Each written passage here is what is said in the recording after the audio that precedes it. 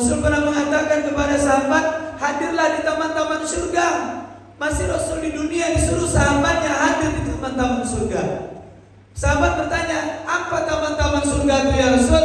Di mana diadakan pengajian? Diada di manakah? Di majelis ilmu, di mana orang menceritakan tentang agama, di mana asma Allah dikatakan di tempat itu. Itu adalah taman surga. Hari ini kita di taman surga, hendaknya besok memang betul di dalam surga.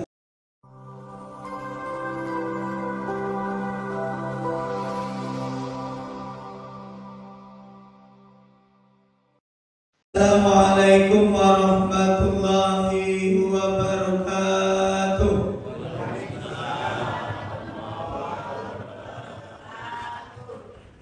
Alhamdulillahi rabbil alamin. Hayya bina nashkuru ilallah ta'ala allazi qad a'tana ni'matan wa hidayatan wa sihatan hatta nastati' an najtami'a fi hadzal masjid al-muhajirin. Summa salatan wa salaman ila Rasulillah sallallahu alaihi wasallam qad amalana minaz zulumati ila nur wa ila siratal mustaqim. Amma ba'd. Faqala Allah ta'ala fil Qur'anil Karim, a'udzu billahi minasy syaithanir rajim. Ya ayyuhallazina amanu taqullaha haqqa tuqatih wa la tamutunna illa wa antum muslimun. Wa qala aidan, a'udzu billahi minasy syaithanir rajim.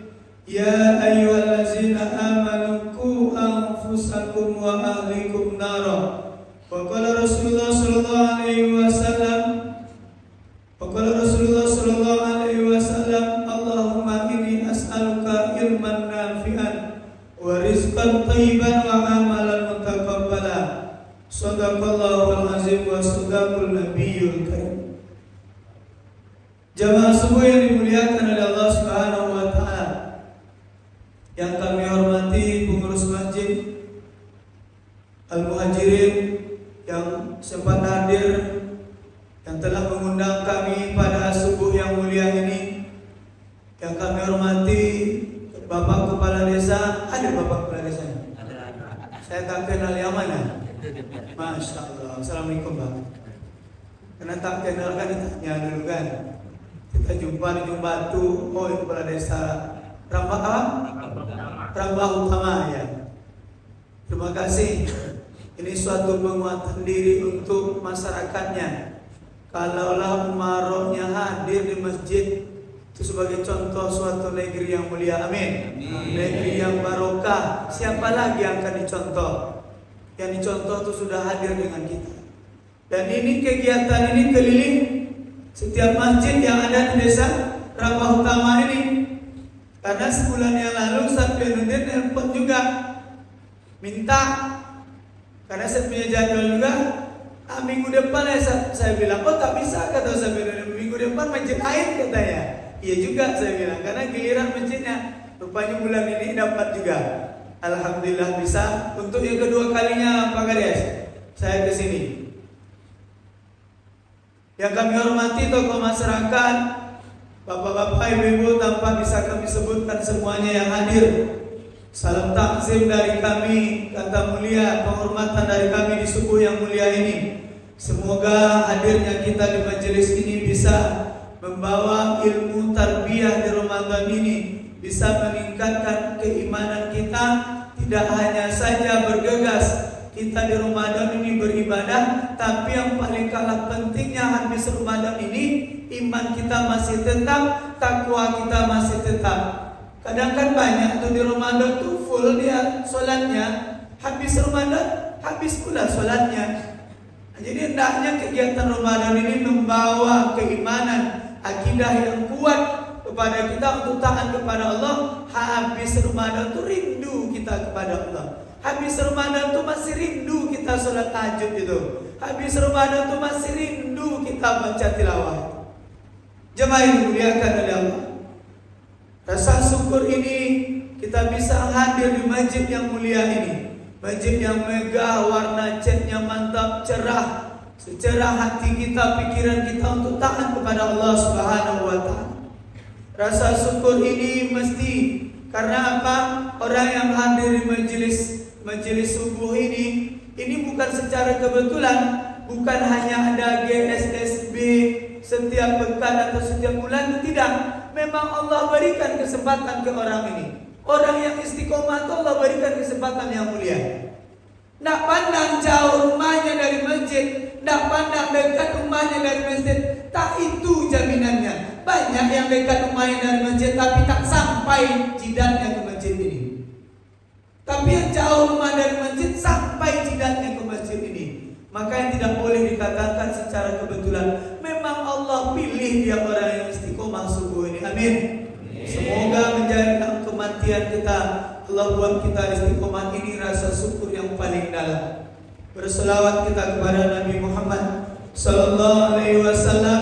Allahumma shalli ala sayyidina Muhammad wa ala ali sayyidina Muhammad. Assalamualaikum ya Rasulullah, assalamualaikum ya Habibullah. Ya Nabi salam alaika, ya Rasul salam alaika, ya Habib salam alaika, salawatullah alaika. Sallallahu ya Rasul, kami rindu ingin berziarah ya Rasul. Semoga kita yang sering berselawat kepada baginda Rasulullah sallallahu alaihi wasallam, Allah cepatkan berikan ganjarannya, Allah cepat beri syafaatnya, bisa berziarah ke makam Rasulullah sallallahu alaihi wasallam. Amin ya rabbal alamin. Jemaah yang dimuliakan oleh Allah Subhanahu wa taala, izinkan kami menyampaikan kajian di pagi yang sangat mulia ini, yang banyak maghfirahnya, yang banyak malaikat yang mendoakan kita. Dalam sebuah hadis Rasul dikatakan ada sebuah majelis itu ribuan malaikat, kata Rasul, datang berbondong-bondong menghadap Allah. Ngapain malaikat yang ribuan itu? Meminta ampun kepada Allah, agar memohon kepada Allah, meminta ampun agar diampunkan orang-orang yang duduk di majelis ilmu. Jadi salah satu manfaat majelis ilmu ini, Allah gugurkan dosa-dosa kita. Amin. Semoga menjadi asbab gugurnya dosa-dosa kita. Rasul pernah mengatakan kepada sahabat, hadirlah di taman-taman surga. Masih Rasul di dunia disuruh sahabatnya hadir di taman-taman surga. Sahabat bertanya, apa taman-taman surga itu ya Rasul? Di mana diadakan pengajian? Diada di manakah? Di majelis ilmu, di mana orang menceritakan tentang agama, di mana asma Allah dikatakan di tempat itu. Itu adalah taman surga. Hari ini kita di taman surga, hendaknya besok memang betul di dalam surga. Amin ya Rabbal alamin. Jemaah yang dimuliakan oleh Allah Subhanahu wa taala, izinkan kami menyampaikan kajian yang singkat pagi ini, semoga bermanfaat. Semoga hadirnya kita di majelis ilmu ini membawa sebuah tarbiyah, membawa pembelajaran untuk diri kita, keluarga kita, bisa kita buat di dalam rumah tangga kita. Tema kita di pagi yang mulia ini, di subuh yang mulia ini, penguatan diri kita untuk selalu taat kepada Allah, penguatan diri kita, keluarga kita, sehingga darul rumah kita buat sebuah rumah darul muttaqin, rumah tangga yang bertakwa, rumah tangga yang punya akidah yang kuat, tak bisa digoyang, yang tak bisa dibayar oleh orang lain. Penguatan ibadah kita, rindu selalu ingin nak jumpa dengan Allah. Hari ini kalau kita tanamkan belajar, kalau ingin selalu taat kepada Allah, aku rindu ya Allah, ingin taat selalu kepada Engkau ya Allah, aku rindu selalu sujud ya Allah. Ini penguatan akidah yang sangat luar biasa. Makanya perlu kalau bisa di dinding rumah kita, dinding kamar kita, kita tulis, saya ingin menjadikan ya Allah dalam doa kita, saya ingin menjadikan rumah tangga saya rumah tangga yang darul muttaqin ya Allah, rumah tangga yang bertakwa. Kalau hari ini seorang suami berjubah cantik, berbaju koko, kan sarung cantik, berpeci elok, datang ke masjid, taat kepada Allah 5 waktu oke, tapi anak istri masih centang berenang, jangan mengaku baik di hadapan Allah Subhanahu wa Ta'ala. Kalau hari ini kita taat sebagai seorang suami, anak bini belum diajak, belum. Kita ingin menjadikan rumah tangga yang darul muttaqin. Ini konsep kita pagi ini. Nak selalu rindu beribadah kepada Allah, tapi tidak ibadah sendiri. Konsep darul muttaqin mesti kita taruh di otak kita, di dinding kamar kita, doa kita. Aku ingin menjadikan rumah tangga yang darul muttaqin ya Allah. Sebelum aku mati ya Allah, sebelum kami mati salah satu di antara yang di rumah ini, jadikan rumah tangga yang darul muttaqin. Jemaah yang dimuliakan oleh Allah. Mulai dari mana? Mulai dari subuh ini. Kalau sholat maghrib mati gazau biasa. Ya, sholat maghrib mah kalau 3 sah penuh nih, itu mah biasa maghrib. Bangun semuanya, hidup semuanya, sadar semuanya. Coba mulai dari subuh. Berbahagialah orang tua yang mengajak anaknya subuh, terutama yang laki-laki, atau membangunkannya subuh. Mengapa mulai dari sholat? Ini kunci hidup kita semuanya. Kalau tak mulai dari sholat, centang berenang semuanya. Tak ada yang selesai kalau tak dari sholat. Subuh. Barang siapa yang sholat subuh berjamaah, maka kata Rasul, simmatillah, maka dia dalam jaminan Allah. Ini akidah yang sangat luar biasa. Kalau di otak kita hari ini mengatakan, jaminan aku hidup hari ini adalah Allah, kayaknya tak bisa ngegas begini. Tak ada air minum Bangladesh. Ya. Ada pun bakso minum. Ada ya, Pak ya. Tapi tak bisa minum ya. Bisa minum. Ya, tak biasanya Ustaz Pianuddin. Kalau biasanya bisa kita ya, subuh kajian ini tak bisa ngegas saya. Saya biasa ceramah itu kalau nggak ngegas tak puas. Penekanannya, suara udah hampir habis. Karena 2 pekan sebelum Ramadan ini sampai hari ini belum ada perinya. 2 pekan terakhir Ramadan, tambah nih malam ke-25 tadi malam. Iya, 25 ya. Jadi begini suaranya, mudah-mudahan mic-nya bagus, sempurna kaji. Mulai dari subuh. Kalaulah hari ini bapak, suami, orang tua, emak, bunda, umi menanamkan akidah kepada anaknya, nah, bangun subuh, Allah yang jamin kehidupanmu hari ini. Nah, ini akidah yang sangat luar biasa. Kalau hari ini di otak kita sebagai seorang ayah, kepala rumah tangga tak pernah mempunyai hadis ini yang sangat dangkal agamanya. Ini mesti kita hafal hadis ini. Barang siapa sholat subuh berjamaah, maka zimmatillah, kata Rasul, maka Allah akan jamin hidupnya hari itu. Apapun keadaannya, Allah yang jamin.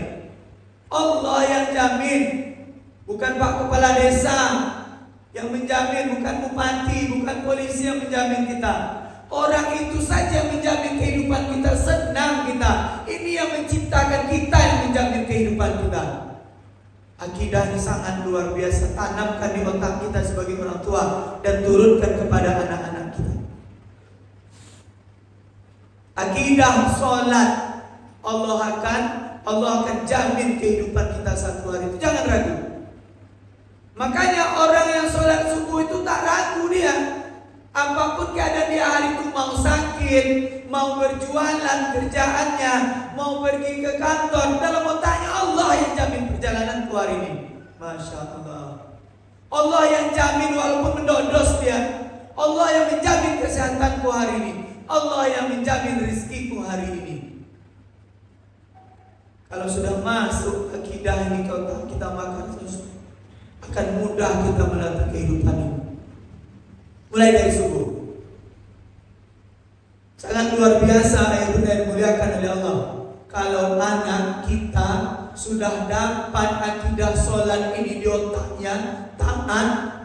Makanya dalam suatu makalah suatu tulisan diceritakan, kalau ingin tahu kita ini berhasil sebagai orang tua terhadap anak yang kita punya, walaupun anak itulah S2, S3, kalau lain S4, mau dia mungkin orang tua untuk menyekolahkan anaknya S4. Tapi mana yang dikatakan sukses dalam mendidik anak? Ketika azan berkumandang, orang tua tanpa menyuruh anaknya, anak itu pergi sendiri sholat. Ini keberhasilan seorang orang tua. Kalau ingin tahu awak kita sendiri orang tua hari ini berhasil atau tidaknya mendidik anak, tengoklah ketika azan berkumandang, kemana anak kita? Dicambuk bagi kita. Anak yang kita kuliahkan 4 tahun, S1 2 tahun, S2, pulang dia kampung, ayah bundanya mati salah satunya. Ini sering saya ceritakan ini. Muatan akidah sangat luar biasa. 6 tahun bapak ibu kuliahkan, sudah bekerja, sudah pegawai, sudah punya penghasilan sendiri. Mati ayah bunda, mati oma ayahnya, terbujur di Masjid Al-Muhajir ini. Apa kata anak yang ayah bunda kuliahkan S2? Pak Imam lah yang menjadi apa?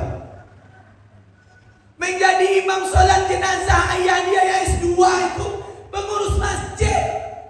Ustaz lah. 6 tahun ayah bunda kuliahkan, nak dapat apa tidak orang tuanya? Nauzubillah. Mati kita, nak dapat apa-apa. Imam masjid juga yang menjadi imam sholat 4 takbir itu, cuma 4 takbir. Nah, sebelum kematian kita buatlah wasiat. Anak yang bapak ibu kuliahkan 6 tahun itu, yang S1, S2 katanya hari ini dibangga-banggakan, buat wasiat. Nah, anak laki-laki ini, berapa anak laki-laki kita? 2, 3, 4. Buat wasiat, jika mak dan ayah mati, kami ingin di antara kalian yang bertiga, salah satunya menjadi imam sholat jenazah kami. Kalau tak ada ilmu anak yang ibu ajarkan, pontang panting anak laki-laki ibu itu memikirkan itu. Buat wasiat. Kalau anak kalian belum pandai, belajarlah dari sekarang. Itu yang mak ayah harapkan hari ini menjelang kematian mak ayah. S2 kalian itu tak berarti bagi kami hari ini. S1 kalian itu tak berarti bagi kami hari ini. Yang kami inginkan, Rabbighfirli wa liwalidayya warhamhuma kama rabbayani shaghira. Itu yang kami harapkan hari ini. Tanamkan akidah yang luar biasa ini kepada anak kita. Nak lepas dari sholat semuanya. Seorang muslimah, seorang perempuan bertanya kepada seorang syekh, "Ya syekh, bagaimana caranya kami membangunkan anak kami di waktu tidur untuk dia sholat subuh?" Kata seorang perempuan bertanya kepada syekh di Timur Tengah. Apa jawaban syekh ini? Mudah, kata. Karena di antara kita ini banyak yang sayang kepada anak, terlalu sayang, subuh pun tak dibangunkan, sayang dingin, sayang enak tidurnya, kan begitu nih. Jadi sehingga yang taat itu mak ayahnya saja. Apa kata syekh? Ibaratkan rumah ibu, rumah bunda sedang kebakaran, anak bunda tidur di dalamnya. Ini kata Syekh. Bagaimana cara ingin menyelamatkan anak itu dari rumah kebakaran itu?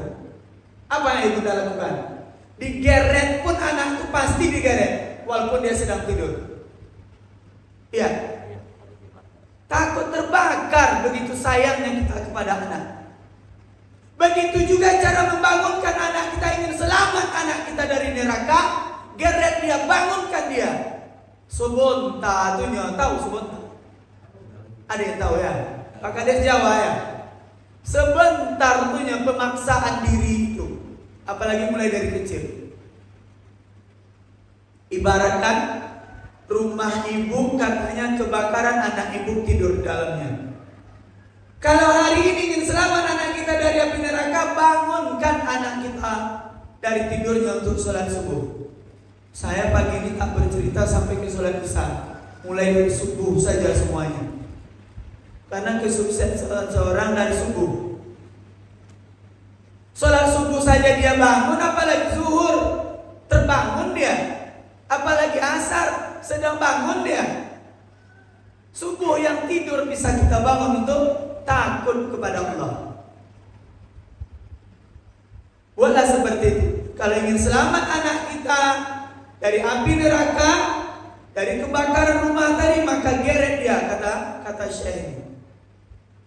Kalau kita nalarkan ke otak kita, ya juga nyambung. Kalau ingin selamat dari kebakaran itu pasti ibu geret pun sekalian, kata saya itu pasti ibu geret, walaupun dia sedang tidur. Mungkin ibu gendong, ibu tarik, ibu siram, biar agar dia bangun selamat dari kebakaran itu. Kalau ingin selamat dari api neraka, maka salah satunya bangunkan anak kita. Jamaah yang dimuliakan oleh Allah Subhanahu wa Ta'ala. Apa penguatannya lagi akidah ini tentang sholat? Suatu ketika Rasulullah SAW di padang mahsyar, diceritakan oleh Rasul, ada orang yang diazab oleh malaikat di padang mahsyar, nampak oleh Rasul. Ditanya oleh Rasulullah, apa yang ditanya oleh Rasul kepada malaikat ini? Ya malaikat, ini siapa? Ini umatmu ya Rasulullah. Ini umatmu ya Muhammad. Apa masalah mereka, kata Rasul? Masalahnya di dunia tak puasa Ramadan dan bermaksiat di bulan Ramadan. Saya yakin kita yang hadir ini puasa semuanya. Bukan insya Allah lagi. Betul, pasti. Tapi kecuali nanti ada uzurnya, tak sakit dia mendadak masuk angin muntah, wajar. Hari ini pagi ini pasti. Jadi kaji tentang Ramadan tak saya bahas. Yang saya bahas, sudahlah tak puasa Ramadan, bermaksiat di bulan Ramadan. Ada tak kira-kira orang bermaksiat di bulan Ramadan? Jangan ragu-ragu, banyak. Bapak ibu yang punya jualan kedai di tepi jalan, sering tak mobil berhenti? Siapa yang bekerja di tepi jalan? Yang beli mineral, supir-supir, kan dari situ. Kita kan gak susah sama orang, ada buktinya. Kalau di Jumbatu ada rumah makan yang kakinya nampak, badannya tak nampak. Saya bukan mengada-ngada, bukan memfitnah, menuduh orang. Di situ saya tahunya. Faktanya begitu. Banyak rumah makan Ramadan ini kakinya nampak, tapi badan tak nampak, ditutup dengan tirai separoh. Makna maksiat, saya ingin bertanya dulu. Ini lebih 50 orang, lebih ya, lebih 50. Apa yang terbesit di otak kita ketika dilontarkan kata maksiat? Nih, yang mendapat azab di padang mahsyar tadi kata Rasul, orang yang tak puasa, sudahlah tak puasa bermaksiat di bulan Ramadan. Tema kita tentang maksiat ini. Ini arahnya ke sholat juga. Nih banyak kita nih. Apa yang terbesit di otak kita ketika kata maksiat terdengar oleh telinga kita? Ayo. ngomong saja. Apa? Banyak nih survei membuktikan. Ayo, lontarkan saja. Gak apa-apa, sambil ngomong saja. Apa yang terbesit di otak ayah bunda ketika saya mengatakan kata maksiat? Melakukan perbuatan yang dilarang oleh Allah. Coba yang detail Pak Kades. Kalau itu tuh semuanya tuh. Yang detail. Ayo, banyak ini pagi baru. Apa? Bah itu tak detail. Sama dengan Pak Kades itu. Yang detail, sebut penyakitnya, sebut maksiat barangnya. Ayo, banyak ini loh. Judi, apa lagi? Minum tua. Omar, minuman keras, apa lagi ibu? Nih ibu biasa. Ya, gibah. Iya, boleh Omar tadi. Apa lagi? Banyak. Saya ingin survei ini, saya pernah survei 30 orang ini, lebih 30 orang ini. Ayo, ketika ada maksiat di otak kita, terdengar apa yang ada di otak kita. Lontarkan, saya butuh ini. Kalau kata Pak Kades tadi, ya betul itu. Udah dirangkul, ini semua saya butuh per itemnya. Madon, madat, maling. Maling, mencuri, merampok, apa lagi? Tolonglah saya bu. Timbangan curang. Nah, saya kuatkan ini maksiat itu. Apa lagi? Banyak kan? Itu yang tak boleh itu. Saya tambahkan zina, selingkuh, ya. Banyak lagi. Apa lagi? Menggibah sudah tadi. Membuka aib tetangga, membuka aib Pak Imam. Banyak ini yang tak sadar ibu di belakang membuka aib Pak Imam. Lamu bona Pak Imam malam tadi golak ibu tu Pak Imam. Kalau imam yang tahu tidak seperti itu, pandai dia. Kalau ingin panjang ayatnya tajud di rumah dia sendiri. Baru kejadian Ramadan ini di Malaysia kan, ada nampak viral videonya. Geram dia jamaah itu karena imamnya panjang bacaan di tokohnya dari sendal 3 saf, dari saf nomor 3 dia jamaah itu. Kata itu untuk sadar imamnya. Yang saf pertama pun sadar, dapat dipegang. Ini kecerdasan seorang imam. Jangan membuat jamaah sampai menceritakan aibnya. Itu yang kita ceritakan tadi berapa tuh? Ada 7 yang kita ceritakan tadi. Itu dosa besar semuanya, menggibah orang, ya kan? Mencuri, khamar, berzina. Tapi ada, ya Allah, ada dosa yang sangat luar biasa besarnya, di antara 50 orang ini tak terbesit di otaknya. Ini yang saya khawatirkan dalam kehidupan kita. Santai saja kita. Khamar ingat kita, judi ingat kita kalau kata maksiat. Tapi ada satu perbuatan yang sangat luar biasa dosanya yang kita tak ingat. Saya suruh ibu bapak mikir pagi ini sebentar. Ingat dulu. Dari semua yang kita katakan tadi, mencuri, merampok, menggibah, berzina, lebih besar dosa yang satu ini lagi kita tinggalkan. Nah, ada satu pun yang ngomong tadi dari 50 orang ini. Apa? Nah, apa ibu? Meninggalkan sholat 5 waktu lebih besar dosanya daripada berzina. Hati-hati. Maksud saya apa maksiat tadi yang dikatakan Rasul tadi. Hari ini banyak orang puasa Ramadan, sudah 24 Ramadannya full tanpa menggibah.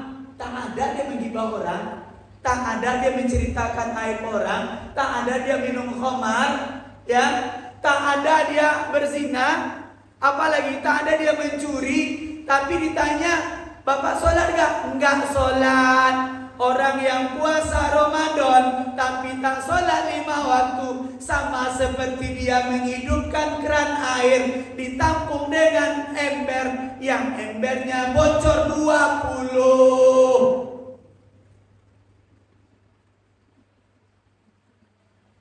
Pas. Joleh. Jadi kalau kepada mendodosnya, jangan lupakan zuhur. Ini maksiat terbesar. Sholat akidah kita hari ini itu di pada masa Rasul ceritakan ada di azab satu golongan bermaksiat dia di bulan Ramadan. Maksiatnya bukan tak puasa, maksiatnya bukan mencuri. Maksiat yang lebih urgen hari ini yang enteng-enteng saja di otak kita. Puasa ya, cari banyak di lingkungan kita di puasa Ramadannya full 29, tapi tak sholat 5 waktu. Habis debu itu dikikis angin semuanya. Nih, tanamkan ke anak dan keluarga kita darul muttaqin tadi. Jadi apa puasa Ramadan kita jadinya sia-sia saja. Begitu pentingnya sholat 5 waktu ini. Jangan kita mengkaji yang jauh-jauh dulu. Cita-cita kita ingin menjadi keluarga darul muttaqin mulai dari sholat.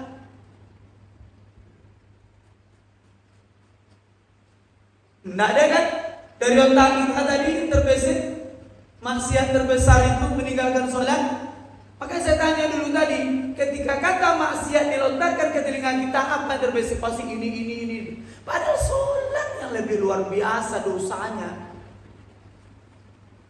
Perintah haji Allah turunkan kepada baginda Rasul, perintah zakat Allah turunkan, perintah apa lagi? Perintah puasa Allah turunkan, perintah sedekah Allah turunkan. Giliran perintah sholat Allah suruh Rasul menjemputnya sendiri. Bukankah itu yang paling mulia? Jamaah yang dimuliakan oleh Allah. Nih, saya lanjut. Masih lanjut? Ini kerja hari ini Pak Ustaz Pianudin. Ada juga yang kerja hari ini ya. Lama-lama lah ngobrol Ustaz ceramahnya kena seluruhnya nanti kan. Saya tambah kidayah.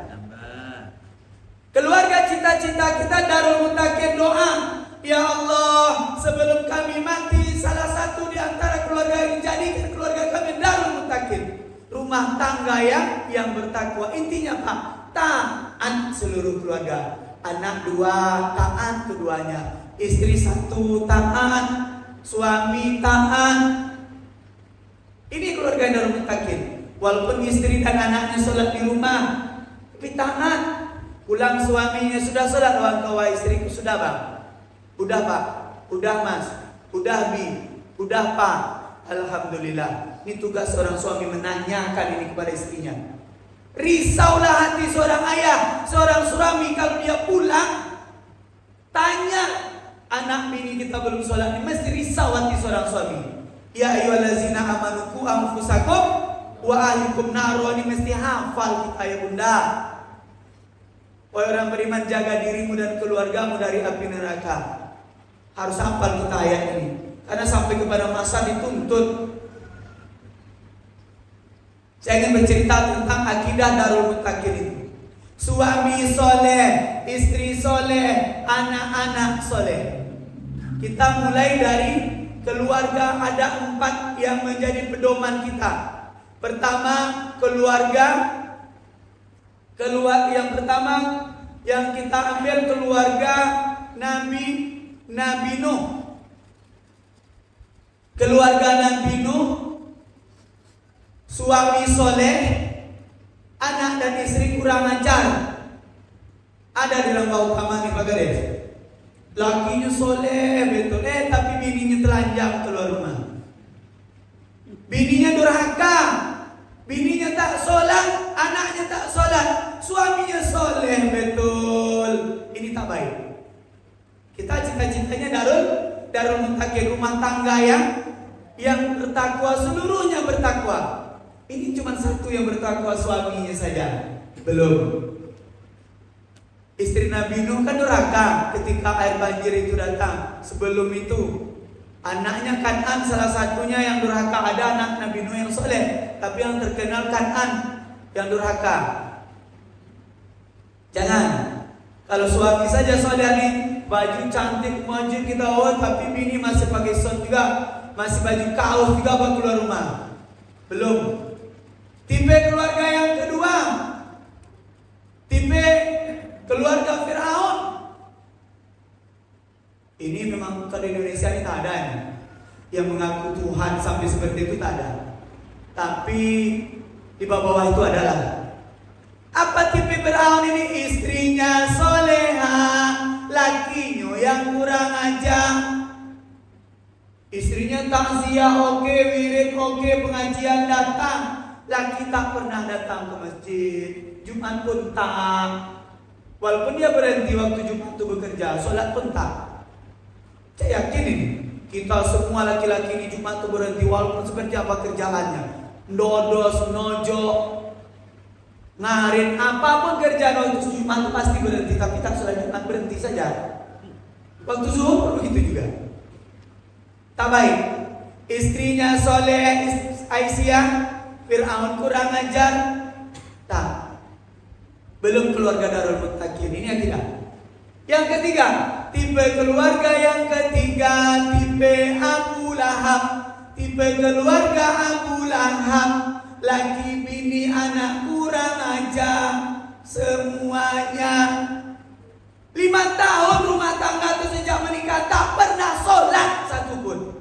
Ada rumah-rumah tangga yang tak pernah sholat sampai hari ini. 20 tahun pernikahannya, 15 tahun, tapi tak pernah datang ke masjid kakinya.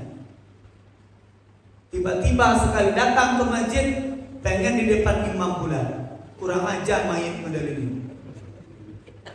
Sesekali ke masjid, sekali itu udah meminta di depan imam pula dia. Hati-hati, yang mati besok nanti malam, yang mati besok pagi. Banyak-banyak kita istighfar kepada Allah. Nih, tipe keluarga yang ketiga ini, anak, bini, suami durhaka semuanya kepada Allah, bermaksiat semuanya kepada Allah. Tipe keluarga yang keempat, nanti dirasa-rasa saja tipe keluarga yang mana kita akan begitu. Kadang-kadang kita yang hadirnya ada suami yang taat tapi bini belum tercover lagi kan, anak belum tercover di rumah, anak merenung saja. Dakwah mulai dari pagi ini di rumah tangga kita aja. Tipe yang keempat, tipe keluarga yang keempat, tipe Nabi Ibrahim alaihissalam. Laki soleh, Ibrahim soleh, istrinya soleha, anak Ismail soleh. Ini keluarga yang Darul Muttaqin. Mana yang kita ambil? Mana yang kita ambil? Yang keempat tentunya. Yang keempat ini keluarga yang Darul Muttaqin. Suami soleh, anak soleh, istri soleha. Ini yang kita idamkan, tipe Nabi Ibrahim alaihissalam. Jemaah yang dimuliakan oleh Allah Subhanahu wa taala, maka barulah tercipta rumah tangga yang Darul Muttaqin. Jemaah yang dimuliakan oleh Allah Subhanahu wa taala, mulai dari zimmatillah salat subuh, Allah jamin kehidupan kita seluruhnya. Masih banyak lagi akidah penguatan diri kita kepada Allah yang akan bisa mendekatkan diri kita, mulai terbiah kita dari Ramadan ini. Di Ramadan ini ada tipe orang yang bertobat full. Sebelum Ramadan dia jarang ke masjid. Ramadan full dia bertobatnya. Sebelum Ramadan dia tak tilawah, Ramadan full dia tilawahnya. Ada 2 tipe.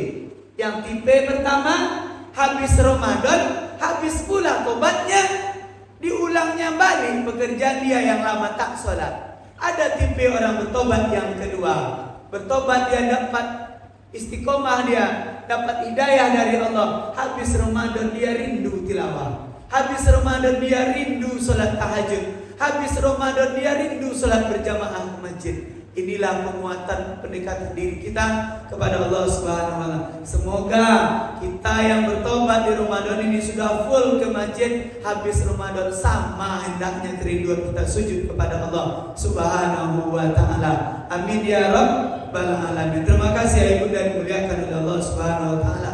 Semoga bermanfaat kajian kita di subuh ini. Hanya saya mengasih contoh-contoh saja biar nalar berkah kita. Dimasukkan beberapa hadis, semoga kita bisa menjadi keluarga yang darul muttaqin. Ini impian kita menjelang kematian kita. Sebelum kita mati sebagai seorang suami, sebelum kita mati sebagai seorang istri, maka buatlah cita-cita keluarga yang darul muttaqin. Mari kita berdoa kepada Allah. Ila hadratin Nabil Mustafa Muhammad Rasulullah sallallahu alaihi wasallam birrul walidaini al-Fatihah.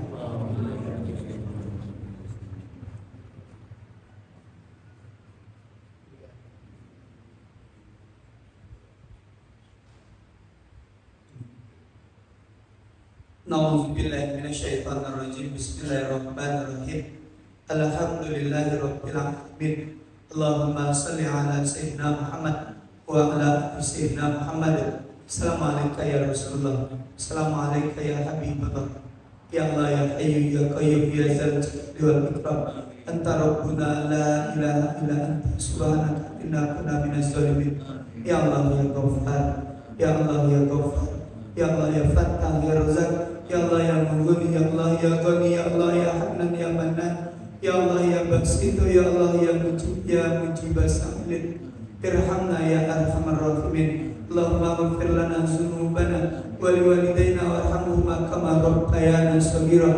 Allahumma ghfir lana dzunubana wa liwalidayna warhamhuma kama rabbayana shaghira. Allahumma ghfir lana dzunubana wa liwalidayna warhamhuma kama rabbayana shaghira. Allahumma ghfir lil muslimina wal muslimat wal mu'minina wal mu'minat bi rahmatika ya arhamar rahimin.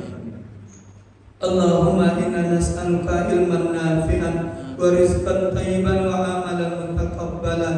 Allahumma inna ala zikrika wa syukrika wa husna ibadatik. Allahumma innaka afuwwun karim tuhibbul afwa fa'fu anna ya karim. Allahumma innaka afuwwun karim tuhibbul afwa fa'fu anna ya karim. Allahumma inna nas'aluka ridhaka wal jannah wa na'udzubika min sakhatika wan nar.